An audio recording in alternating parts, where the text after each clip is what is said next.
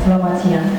Yang terhormat kepada Bapak Kepala Sekolah yang diwakili oleh Ibu Ayana Sari, Sarjana Pendidikan. Yang terhormat kepada Bapak dan Ibu Guru SMA Negeri 1 Sukai Utara. Selamat datang dalam rangka acara kegiatan aksi nyata modul 1.4 dengan judul Calon Guru Penggerak Angkatan 9 Kabupaten Lampung Utara di SMA Negeri 1 Sukai Utara. Untuk mempersingkat waktu, mari kita baca basmalah. Acara selanjutnya doa yang dipimpin oleh Pak Heru Wiyanto, Sarjana Pendidikan. Kepada beliau kami persilakan.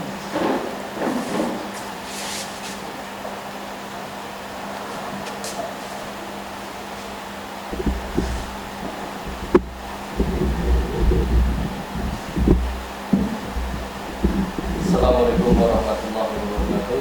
Waalaikumsalam warahmatullahi wabarakatuh. Marilah kita bersama-sama berdoa Allah Subhanahu wa taala semoga kegiatan kita pada kesempatan siang hari ini akan diberikan kemudahan dan kelancaran.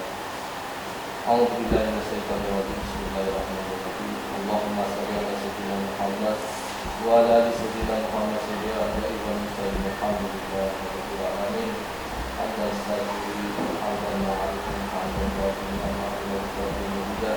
Ya Rabbana lakal hamdu kama yanbaghi li jalali Allahumma bihi mawlidana wa rahmina wa rahmina.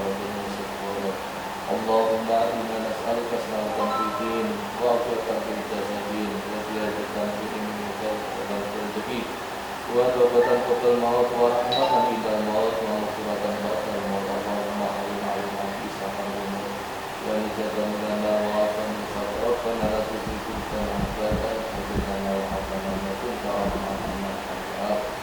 Allahumma amin ya Allah.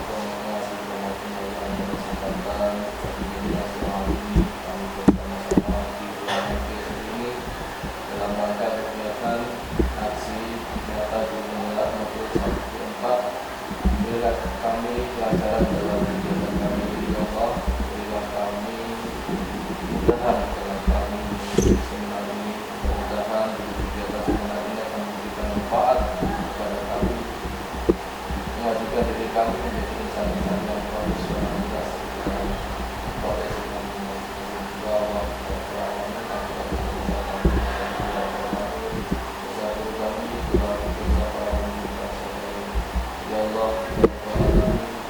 kami bisa selalu dalam taat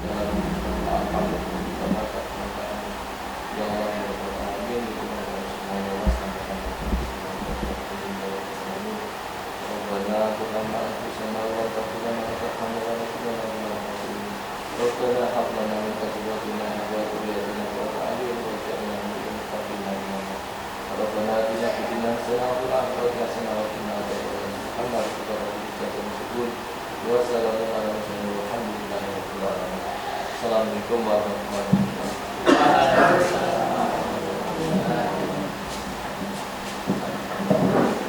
Acara selanjutnya sambutan kepada Ibu Ayana Sari, Sarjana Pendidikan.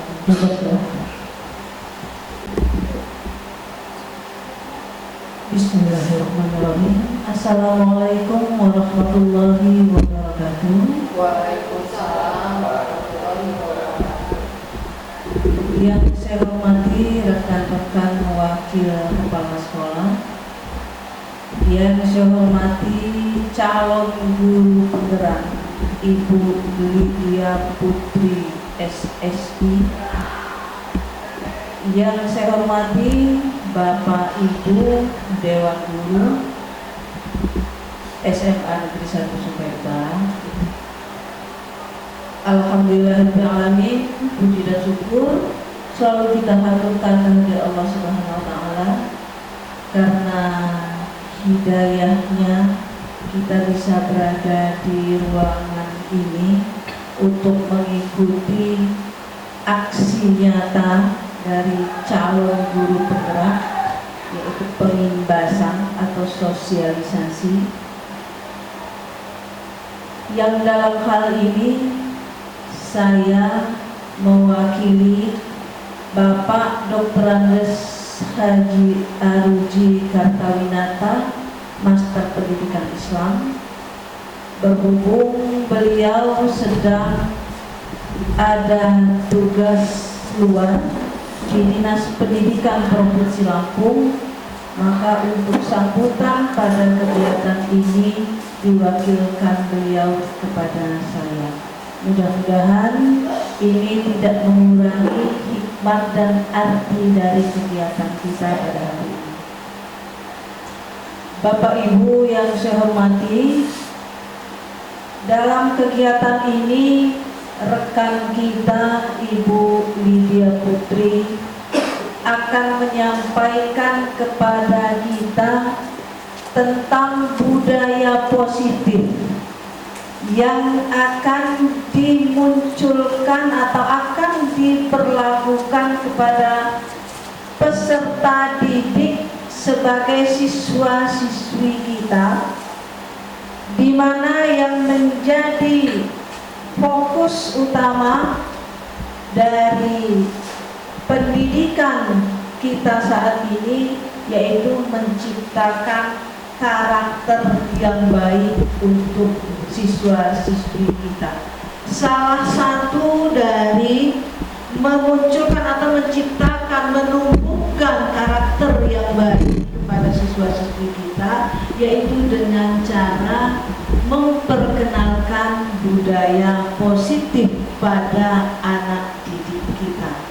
Nanti secara panjang lebar, secara rinci, secara lebih jelas akan disampaikan langsung oleh Ibu Lydia Putri. Saya harap kepada Bapak Ibu semua untuk dapat mengikuti kegiatan ini dengan penuh semangat, dengan penuh keseriusan, sehingga apa yang disampaikan nanti bisa kita terapkan di siswa-siswi kita ketika kita mengajar di kelas kita masing-masing. Ya.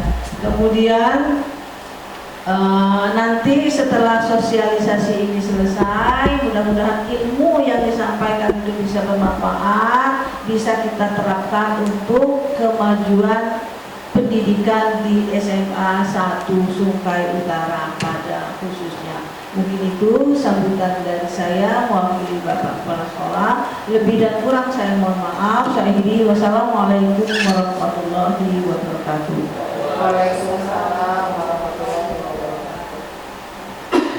Ini pengimbasan kepada Ibu Lydia Putri, Sarjana Sains. Kami persilakan.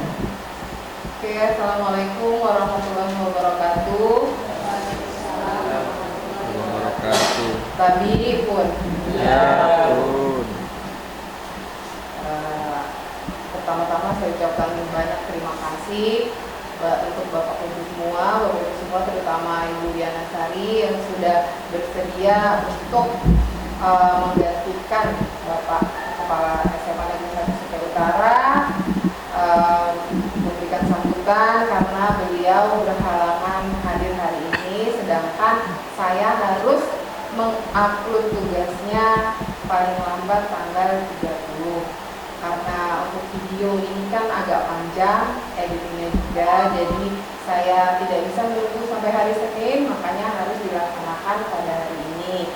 Terima kasih juga untuk Wakil Kurikulum dan Pak Wakil Sarklas yang sudah bersedia hadir, juga semua Bapak Ibu semuanya yang ada di ruangan ini. Pada hari ini saya akan menyampaikan materi tentang budaya positif. Ini salah satu tugas dan hanya satu-satunya tugas untuk kami yang harus dipraktekkan di aksi nyata. Budaya positif, kalau dari kalimatnya jelas sudah terbayang apa sih budaya positif. Yang pasti kan pokoknya budaya positif lah ya, seperti itu pasti.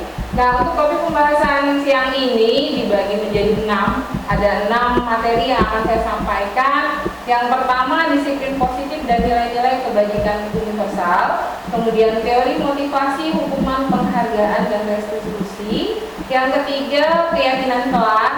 Yang keempat, kebutuhan dasar manusia dan dunia berkualitas. Yang kelima, 5 posisi kontrol. Dan yang terakhir, yang keenam adalah segitiga restitusi. Untuk yang pertama, sebagai pertanyaan pemantiknya, Bapak Ibu semua setuju atau tidak setuju hukuman dapat mendisiplinkan anak? Setuju atau tidak, Pak Bu? Setuju ya.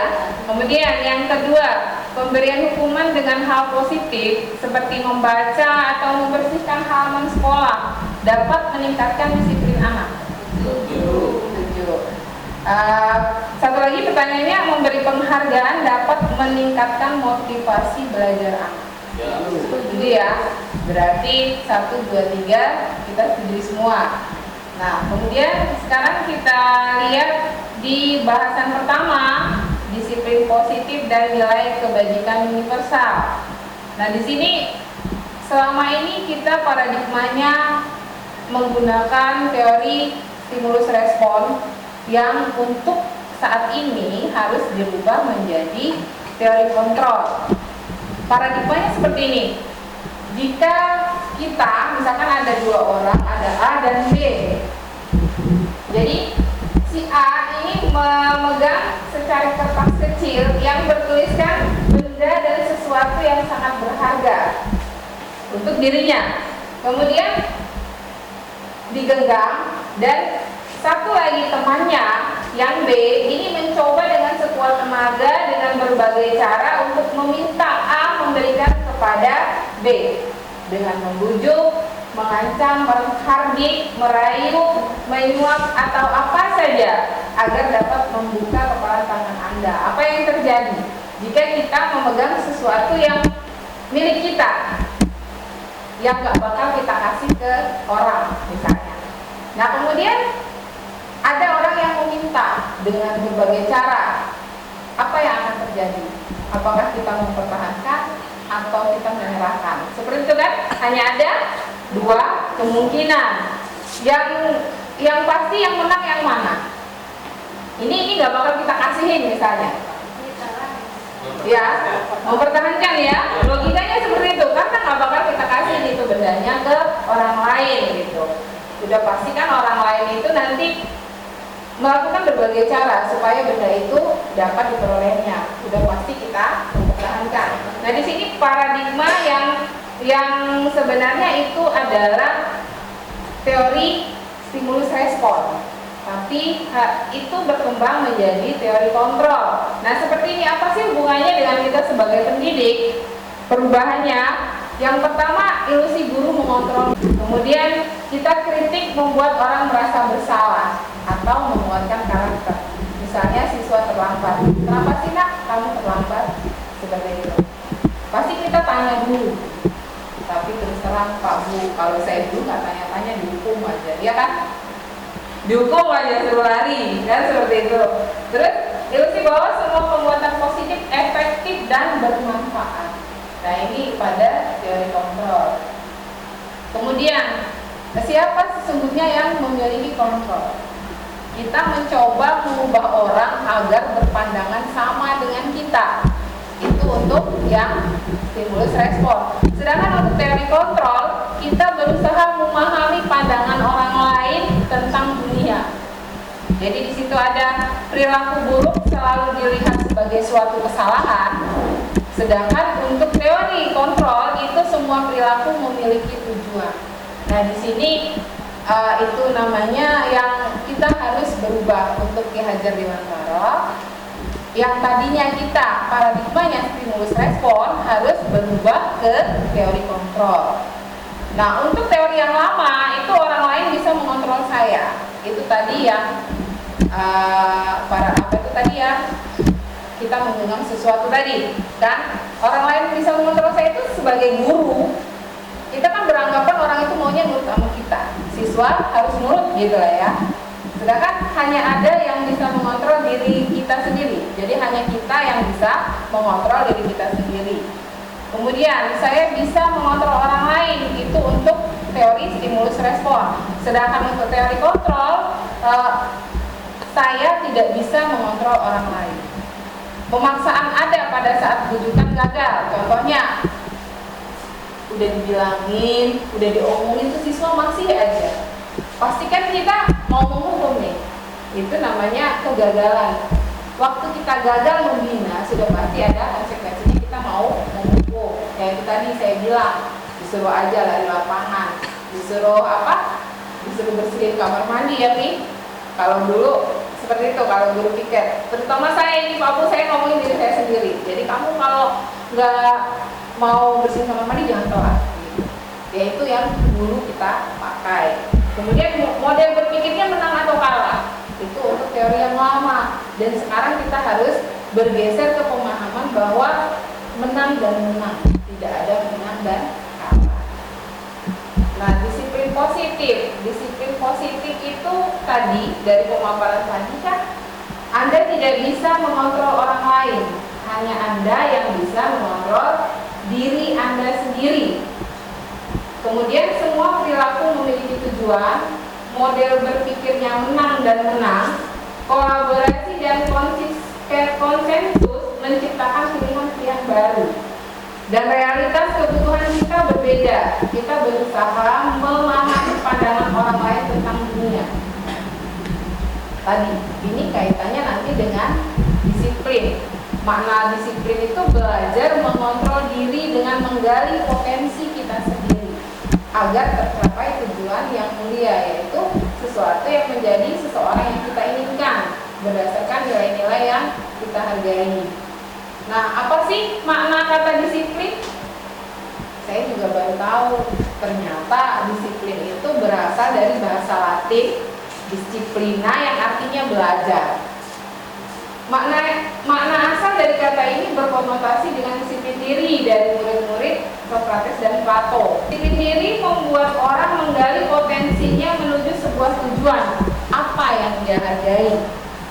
Kemudian, namun dalam budaya kita selama ini, makna kata disiplin telah berubah menjadi sesuatu yang dilakukan seseorang pada orang lain untuk mendapatkan kepatuhan.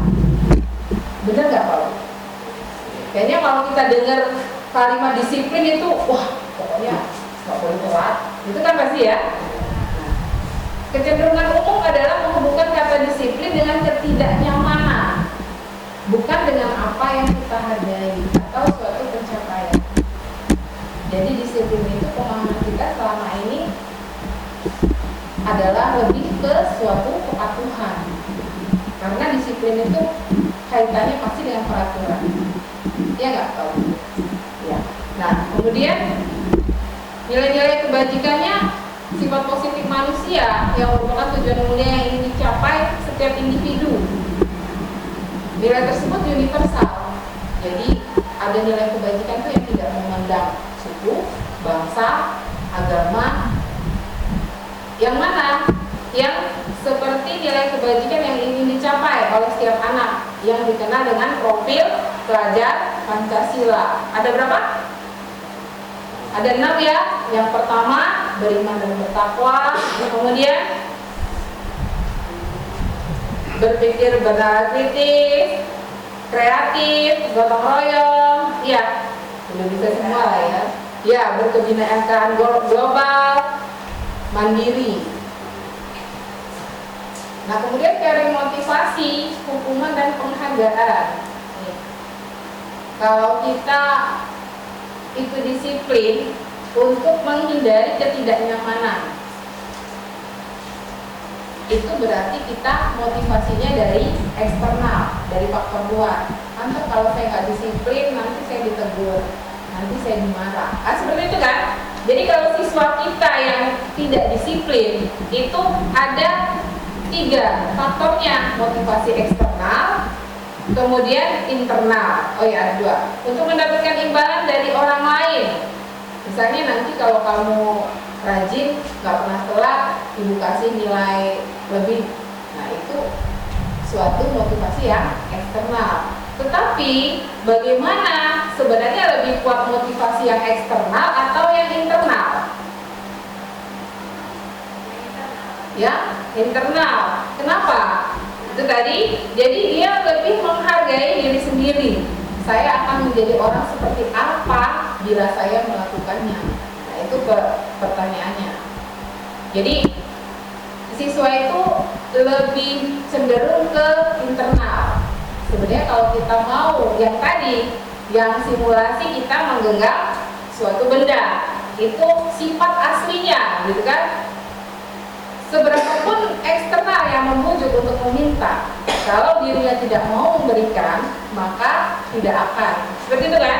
Nah, itu yang dimaksudkan dengan motivasi internal.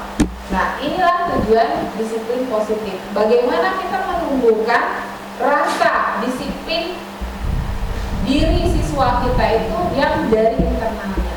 Nah, seperti apa? Nah, balik dulu ke Merdeka, karena kita sekarang pakai kurikulum Merdeka yang filosofinya dari Ki Hajar Dewantara. Merdeka itu artinya tidak hanya terlepas dari perintah, akan tetapi juga cakap buat memerintah diri sendiri. Itu merdeka yang dimaksudkan oleh Ki Hajar Dewantara. Tadi kalau penghargaan udah jelas kan, buat motivasi. Tapi apakah penghargaan itu tidak ada nilai negatifnya? Ada. Kalau nggak ada malas. Ya kan? Kalau nggak ada, males. Kalau nggak dibayar, males gitu ya. Kalau nggak ada honornya, males gitu ya. Nah, itu salah satunya. Jadi dihukum oleh penghargaan. Jadi kita pikir penghargaan itu sudah bagus, ya memang sudah bagus. Tapi juga ada sisi nggak bagusnya. Karena penghargaan itu bisa berdampak jangka pendek dan jangka panjang. Kemudian bisa menghukum yang itu tadi, yang kalau nggak ada penghargaan nggak maulah gitu. Kemudian mengurangi ketepatan, penghargaan itu tidak efektif dan merusak hubungan. Itu yang dimaksudnya apa? Nah, seperti ini. Kalau kita hanya mau disiplin karena penghargaan, pasti penghargaan itu bisa menurunkan kualitas dan kreativitas, kemudian mengurangi motivasi intrinsik. Jadi hanya karena dapat penghargaan. Bentuk program kebajikan banyak. Jadi beri dukungan secara khusus, secara pribadi, kemudian semua murid bergantian, beri pengakuan secara konsisten dan fokus pada proses. Pembelajarannya berpusat pada murid, tapi terus terang memang masih banyak faktor ya murid kita yang masih pasif seperti itu. Jadi untuk di kurikulum Merdeka itu filosofi pendidikannya kan mengadopsi dari Ki Hajar Dewantara. Ibarat kita menanam jagung. Kalau kita menanam jagung, maunya gak usah jagung deh, singkong lah, yang punya kebun singkong ya Pak Heru. Kita kan maunya singkong itu nanti hasilnya banyak, ya enggak? Supaya apa? Supaya pendapatan kita banyak. Tapi berbeda atau tidak, jika kita menanam singkong tapi nggak dipupuk, nggak diporet, dan nggak disiram, nggak ada pengairan gitu. Dengan kita menanam hanya sekali tancap terus ditinggal, jelas beda. Nah, itu yang didengungkan oleh Ki Hajar Dewantara. Jadi kita itu sebagai guru hanya menuntun siswa ke yang diutamakan profil pelajar Pancasila. Tidak ada yang bisa dipaksakan sebenarnya. Tapi bagaimana kita berusaha untuk melatih, membimbing, yaitu tadi yang seperti difilosofikan, airnya yang cukup, pupuknya yang cukup. Ya, bahkan kalau kita menanam kan lebih banyak pupuk nih. Kalau pupuk 2 kali hasilnya lebih banyak dengan dipupuk 1 kali, seperti itu.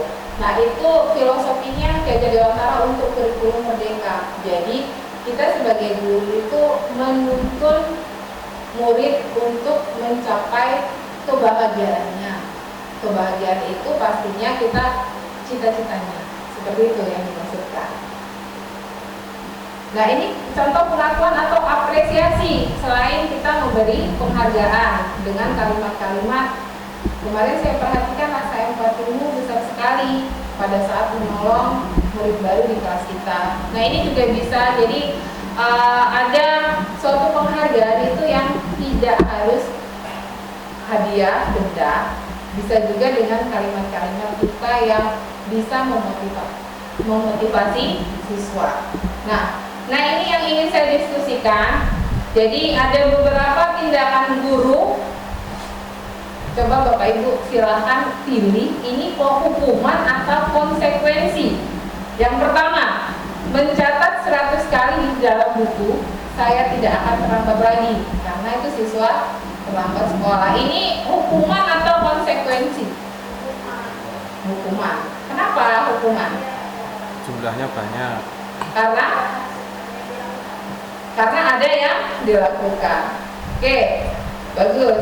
Terus lari mengelilingi lapangan basket 2 kali karena terlambat hadir di sekolah. Hukuman atau konsekuensi? Hukuman. Masih hukuman.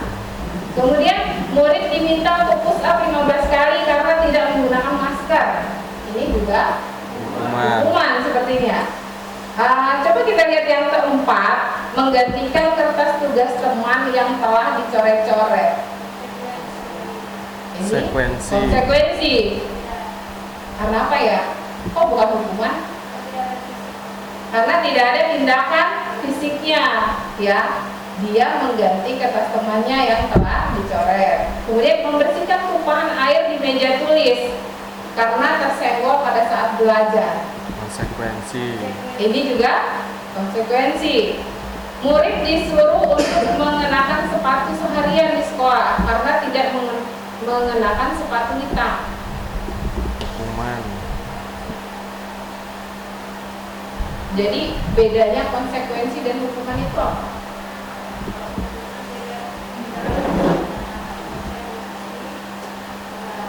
Ya, jadi kalau hukuman itu dia ada tindakan yang harus dilakukan. Tetapi kalau konsekuensi itu memperbaiki kesalahan. Ya, seperti itu ya. Jadi kalau hukuman itu sesuatu yang menyakitkan harus terjadi. Itu tadi, hukuman itu bisa fisik, juga bisa verbal. Dengan kita mengucapkan kata kasar itu sebenarnya sudah hukum, sebenarnya enggak ada hukumnya. Nah, seperti itu maksudnya. Membuat anak sakit fisik maupun mati, itu tadi yang saya katakan, hukumannya fisik atau verbal. Kemudian anak membenci kedisiplinan. Sudah jelas kalau guru piket anaknya telat disuruh bersihin kamar mandi, pasti tuh anak benci betul sama saya. Gitu kan? Ya, apa itu restitusi? Mungkin Bapak Ibu sering mendengar kata atau sudah pernah tahu tentang restitusi? Belum? Saya sih kayaknya pernah dengar ya sebelumnya. Tapi apa restitusi? Jadi restitusi itu adalah proses menciptakan kondisi bagi murid untuk memperbaiki kesalahan mereka, sehingga mereka bisa kembali pada kelompok mereka dengan karakter yang lebih kuat. Restitusi juga merupakan proses kolaboratif yang mengajarkan murid untuk mencari solusi untuk masalah mereka dan membantu murid berpikir tentang orang seperti apa yang mereka inginkan dan bagaimana mereka harus memperlakukan orang lain. Ini menurut dosen pada tahun 2004. Kita belajar restitusi ini sebenarnya untuk apa sih? Yaitu tadi, untuk menanggulangi siswa yang melakukan kesalahan. Ciri-ciri restitusi itu bukan untuk menembus kesalahan, namun untuk belajar dari kesalahan. Restitusi juga memperbaiki hubungan, menawarkan suatu tawaran bukan paksaan. Restitusi juga menuntun untuk melihat ke dalam diri, mencari kebutuhan dasar yang mendasari tindakan, cara yang paling baik, dan fokus pada karakter bukan tindakan. Restitusi juga fokus pada solusinya, mengembalikan murid yang berbuat salah pada kelompoknya. belum nyambung nggak ya, apa lah restitusi itu? Nah, restitusi tadi hubungannya dengan keyakinan kelas. Ini maaf Bapak Ibu, sebenarnya saya sudah mempraktekkannya di kelas 11.6, tapi videonya di slide yang lain. Jadi mengapa tidak peraturan saja? Mengapa sih harus ada keyakinan kelas? Mengapa kita memiliki peraturan harus menggunakan helm bila mengendarai kendaraan roda 2? Kenapa? Kira-kira kita harus memakai helm? Melindungi ya, keamanan. Kemudian kita memiliki peraturan menggunakan masker, mencuci tangan, dan menjaga jarak 1,5 meter ini waktu COVID. Mengapa kita memiliki peraturan harus datang tepat waktu pada saat mengikuti pelatihan?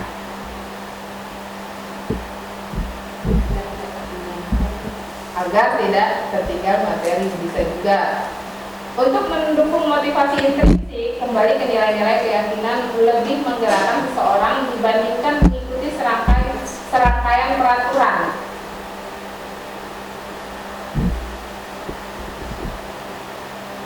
Ini peraturannya. Kalau peraturan kan selalu kembalikan buku ke tempatnya. Itu peraturan. Kalimatnya dilarang mengganggu orang lain. Hadir di sekolah 15 menit sebelum pembelajaran dimulai.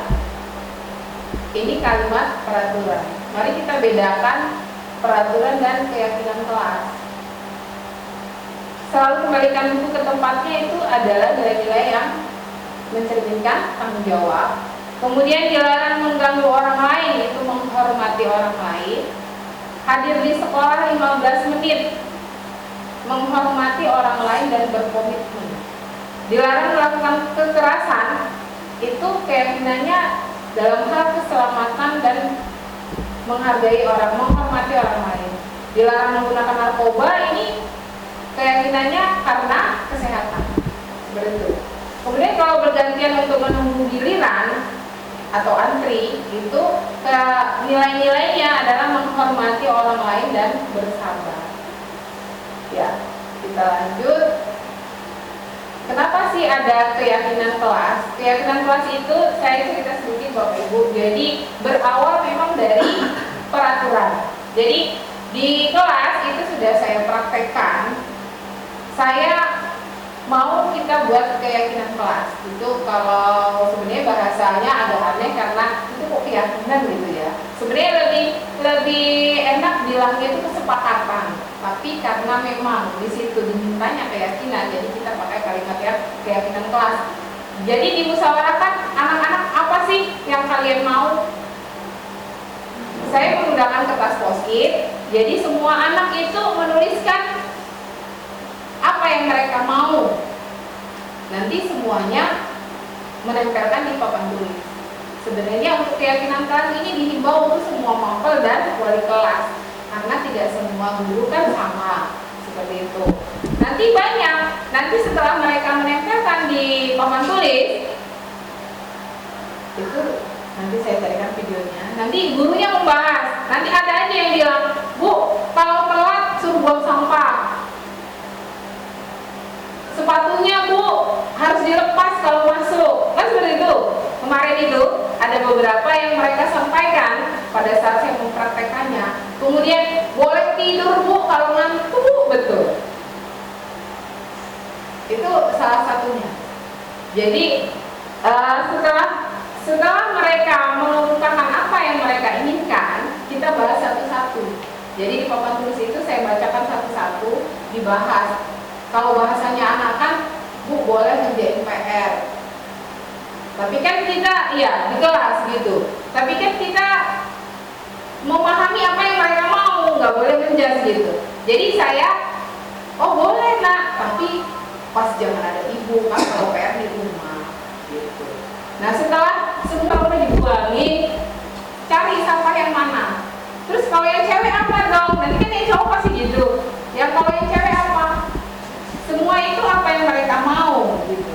Nanti yang cewek ternyata sepakat, Bu kami yang cewek tilawah aja Bu 5 surat, oke gitu. Nanti setelah oke itu ada satu sekretaris yang Nah, yang paling penting ini permintaan anak yang boleh tidur bu kalau main. Kira-kira Bapak Ibu setuju nggak sih? Tapi itu kan kita masih bisa bilang itu bukan tidur yang seperti apa loh. Nah, kalau setelah kamu cuci muka masih ngantuk ya apa boleh buat kan seperti itu. Nah ini bahasanya kan main HP itu harus kita luruskan. Boleh menggunakan HP ketika dibutuhkan seperti itu. Jadi saya mencoba meluruskannya. Jadi ada minimal ada 10 hal yang disepakati. Dan ketika anak itu melanggar, yang ditanyakan dulu kamu melanggar yang mana, seperti itu. Tapi itu sudah kesepakatan bersama satu kelas, sudah disepakati. Walaupun masih aja, dan itu tetap aja ya Bu Yana, yang nakal ya tetap aja. Tapi kita tidak menghukum, mengembalikan ke mereka lagi. Karena di segitiga restitusi itu ada 3 hal: mengidentifikasi, kemudian validasi tindakan, dan mencari solusi, seperti itu. Nah, saya lanjut di kebutuhan dasar manusia. Sebenarnya manusia itu memiliki bertahan hidup 5 kebutuhan dasar, ya, kasih sayang, penguasaan, bertahan hidup, kebebasan, dan kesenangan. Saya fokus yang pertama, kasih sayang. Ini sering kalau kita ketemu siswa yang nakal betul ya, juga gurunya minta perhatian caper ya. Kemudian kebebasan ini yang ketika mereka ngantuk, memang ngantuk berat, itu mereka maunya diizinkan untuk tidur. Apalagi karena kita full day, saya ada jam terakhir itu di kelas 11.5 itu kelasnya Bu Deni yang isinya siapa tuh namanya itu? Awalnya iya, itu yang banyak siswa itu.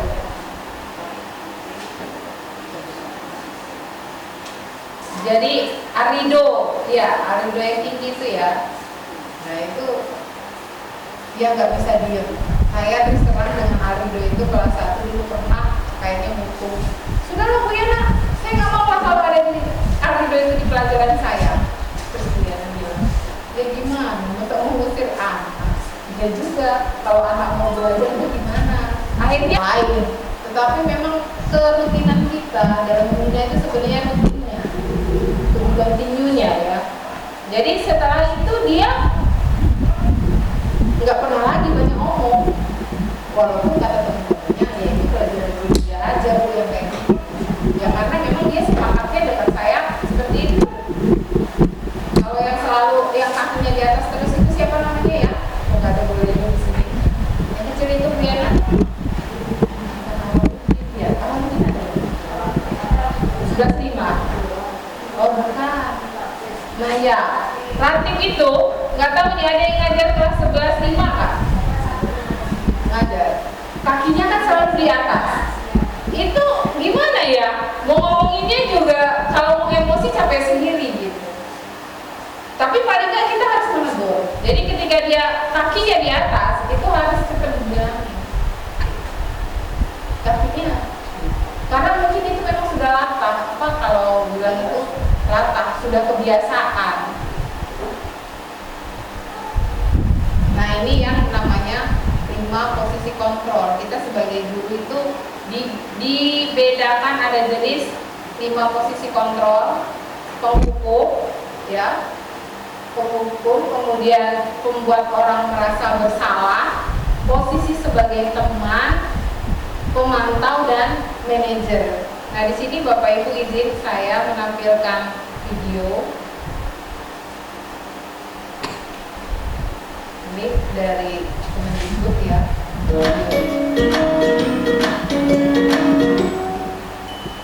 Salam bahagia Ibu dan Bapak guru hebat. Dalam penerapan disiplin positif restitusi, salah satu program yang dikembangkan adalah 5 posisi kontrol. 5 posisi kontrol dalam restitusi adalah proses perjalanan seorang pendidik agar dapat mengenali dirinya. Pada video kali ini, kita akan membahas tentang 5 posisi kontrol yang dikembangkan oleh Diane Goshen dan contoh penerapannya.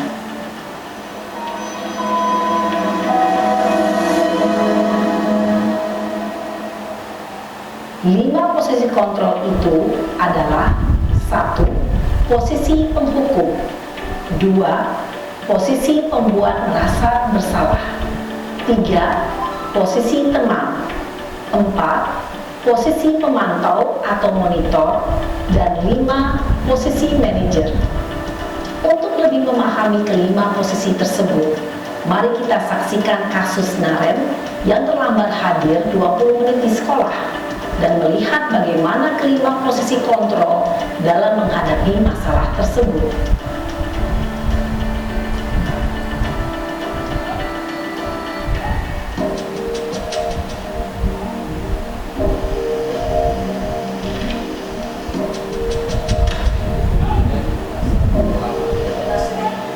Naren, sini kamu. Selamat pagi, Bu. Selalu terlambat. Kamu deh, pasti terlambat.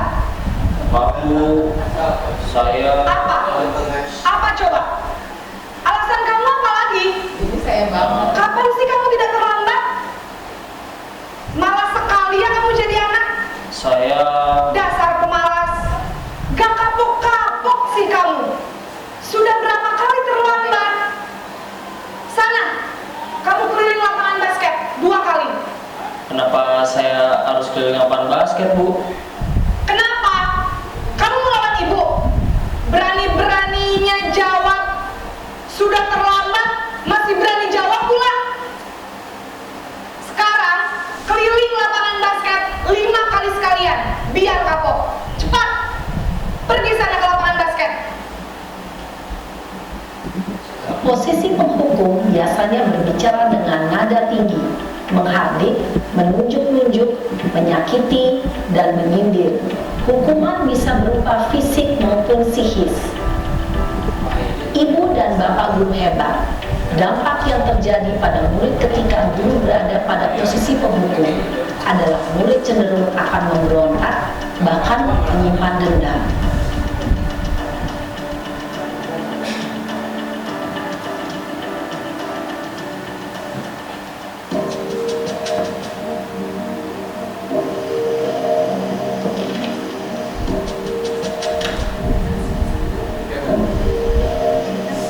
Naren!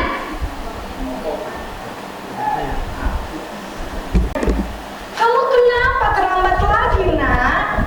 Ya Tuhan, Naren. Kamu senang ya bikin ibu susah ya? Kalau kamu terlambat lagi, nanti ibu yang ditegur bapak kepala sekolah, nak. Disangka ibu tidak bisa membina kamu. Duh, gimana ini? Maaf, Bu. Duh Gusti Naren, kamu suka ya kalau ibu ditegur bapak kepala sekolah? Terus, sekarang ibu harus tulis apa ini di buku absen? Ini kamu sudah sering terlambat loh. Ibu harus apa coba? Maaf, Bu. Maaf sekali. Ya sudah, lain kali jangan bikin ibu susah lagi ya nak ya. Ibu tidak akan kuat lagi kalau kamu begini terus. Bisa jantungan kalau ibu tegur bapak kepala sekolah. Sana cepat ke kelas. Maaf ya, Bu. Maaf sekali. Posisi pembuat rasa bersalah berbicara dengan nada tenang, cenderung lembut. Namun kata-kata yang diutarakan membuat murid merasa menjadi orang yang gagal, memandang buruk dirinya sendiri, merasa tidak berharga, dan tidak sanggup membahagiakan orang lain. Ketika guru mengambil posisi pembuat rasa bersalah, murid akan menganggap dirinya yang bersalah dan ia akan menyimpan emosi negatif tersebut di dalam dirinya.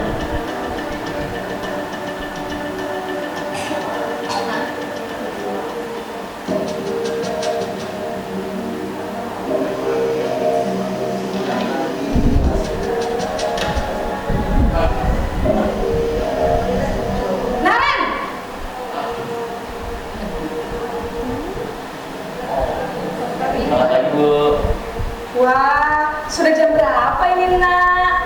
Terlambat lagi ya sayang. Iya Bu, habis ibu saya lupa bangunkan saya Bu.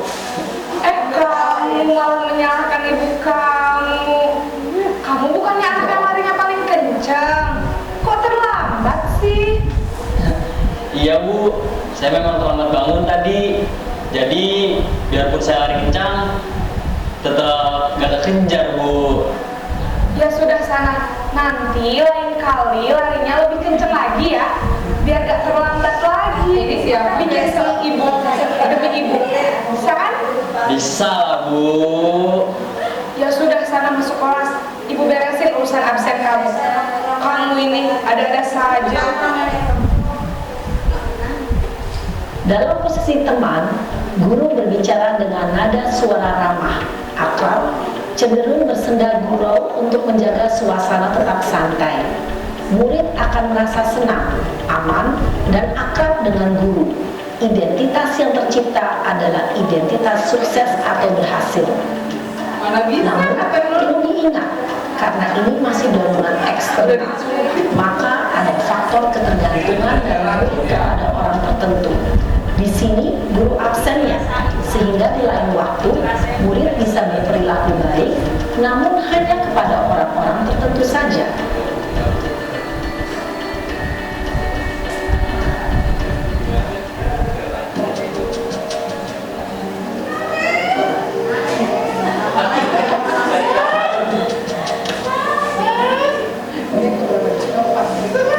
Naren!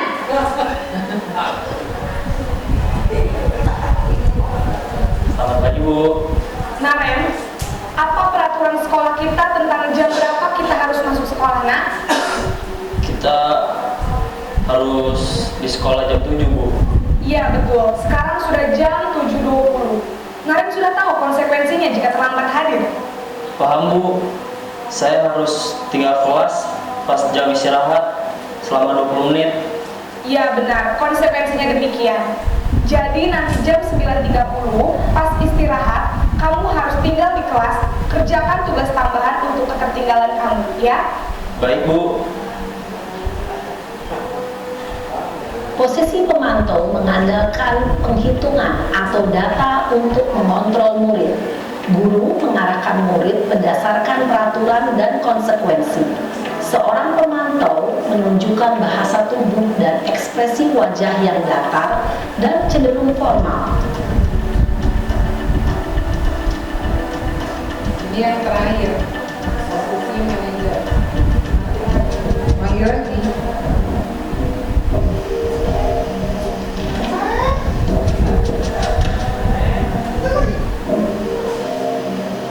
Naren!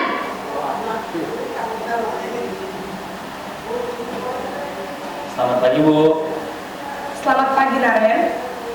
Maaf Bu, saya terlambat. Iya, sekolah masuknya jam 7, sekarang sudah jam 7.20.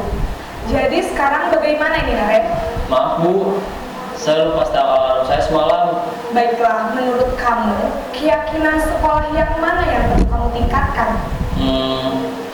Menghargai diri sendiri dan orang lain mungkin ya Bu. Setuju. Jadi, apakah Naren meyakini prinsip saling menghormati tersebut? Iya Bu, saya meyakininya. Apakah Naren bersedia memperbaiki masalah keterlambatan ini? Bersedia Bu. Bagaimana kamu akan perbaiki masalah keterlambatan ini? Saya akan coba untuk tidak lupa menyetel alarm saya Bu. Baik, kalau Naren lupa menyetel alarm di rumah, ada orang yang kira-kira bisa bantu mengingatkan tidak? Ada Bu, kakak saya, Kak Emma. Ada lagi selain Kak Emma? Selain Kak Emma, ada ibu saya. Baik, jadi yang mengingatkan Naren adalah Kak Emma dan ibu kamu ya? Kira-kira akan mulai setel alarm kapan nih Naren? Setelah pulang sekolah, akan segera saya lakukan. Baik, jadi Naren akan setel alarm untuk bangun besok pagi dan akan diingatkan oleh kakak dan ibunda Naren ya. Ada lagi yang mungkin perlu dilakukan Naren agar tidak terlambat bangun lagi? Tidak ada Bu. Baik Naren, terima kasih untuk kerjasama kamu. Sekarang kamu perlu kembali ke kelas untuk belajar. Baik Bu, terima kasih. Posisi manajer adalah posisi kontrol yang disarankan untuk membimbing murid memiliki sikap disiplin yang positif, yaitu murid yang mandiri, bertanggung jawab, dan dapat memecahkan masalah. Tujuan dari posisi ini adalah agar murid dapat berefleksi atas tindakannya. Guru akan dengan tulus memberikan pertanyaan-pertanyaan bermakna, sehingga membuat murid dapat belajar dari kesalahannya dan mencari sebuah solusi untuk menyelesaikannya. Ibu dan Bapak guru hebat, setelah mengamati adegan kelima posisi kontrol tadi, kira-kira posisi mana yang paling ideal? Posisi mana yang dapat menunjang motivasi intrinsik murid? Ya, tentu posisi manajer. Posisi ini memang posisi ideal yang ingin dituju setiap pendidik. Pada posisi inilah, guru dapat menerapkan disiplin positif yang berpihak pada murid, yang memerdekakan murid. Perjalanan seorang pendidik tentunya tidak mudah untuk sampai pada posisi seorang manajer. Namun, tujuan kita pasti, yaitu menciptakan murid-murid yang mandiri, merdeka, dan bertanggung jawab. Semoga penggambaran 5 posisi kontrol yang telah diperlihatkan ini dapat menjadi ajang refleksi bagi kita semua, agar dapat terus mengasah dan menerapkan disiplin positif yang memerdekakan murid. Mari terus berlatih dan bersemangat. Selamat menerapkan. Besok Ani mau jadi manajer di Kelba. Udah ada gambaran belum kita di posisi mana? Manajer, saya Gimana ya? Ada.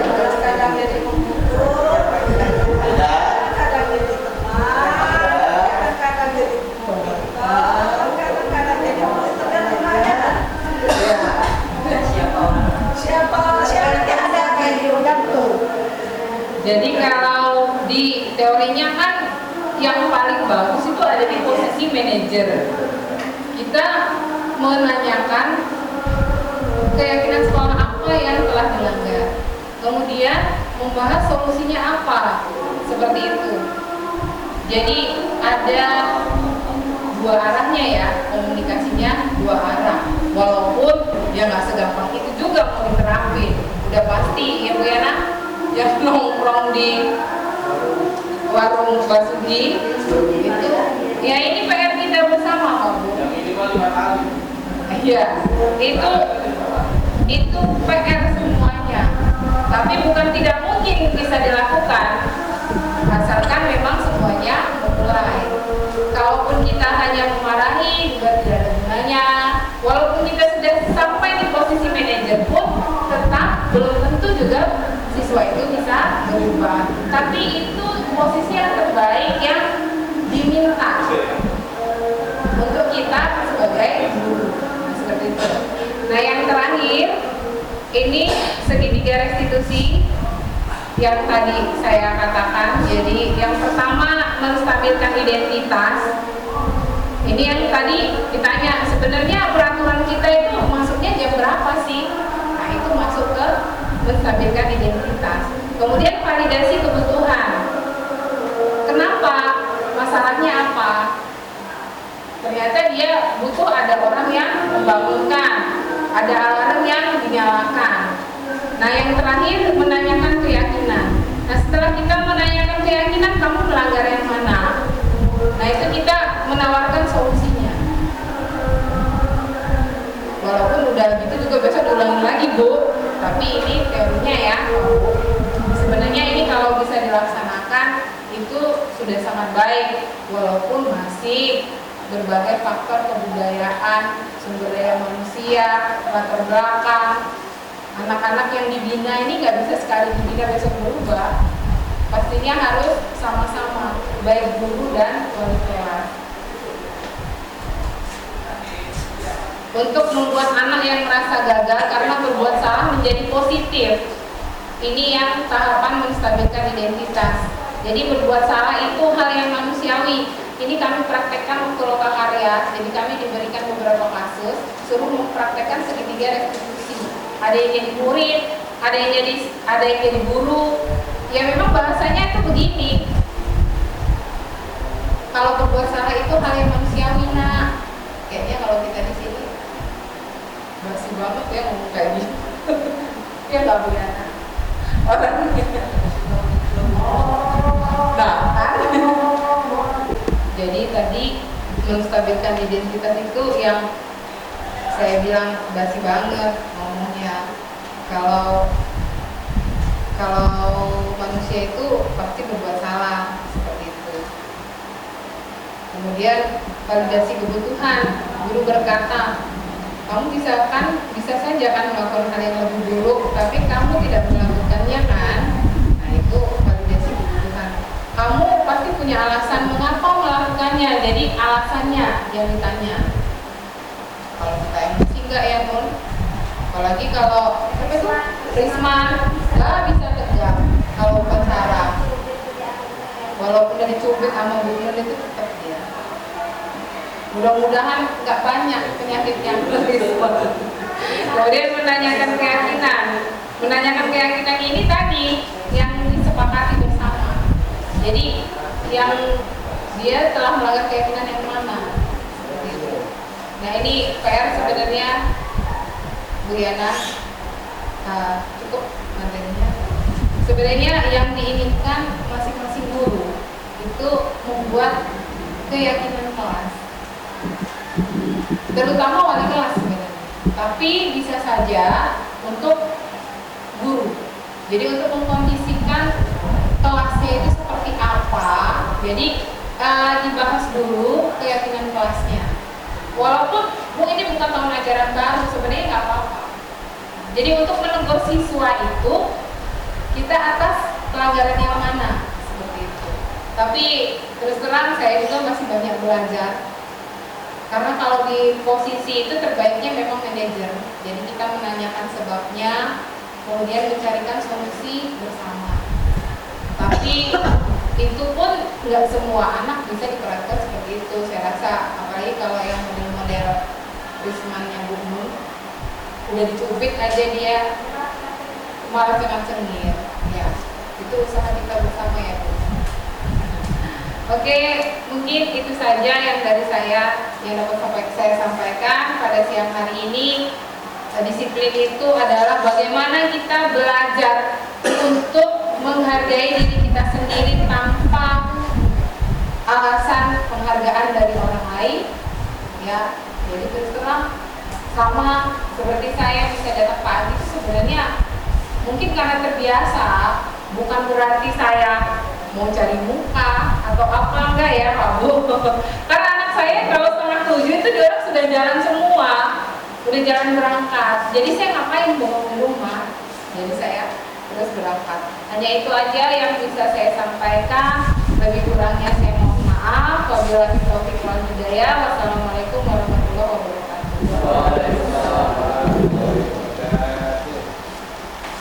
Terima kasih kepada Ibu Lydia Putri Sarjana Sains.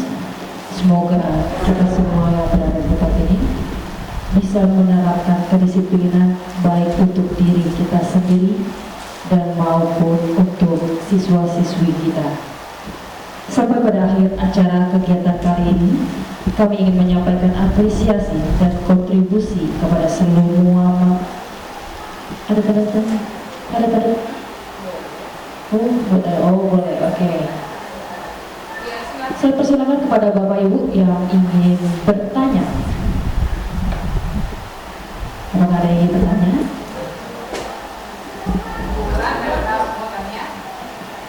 Silakan.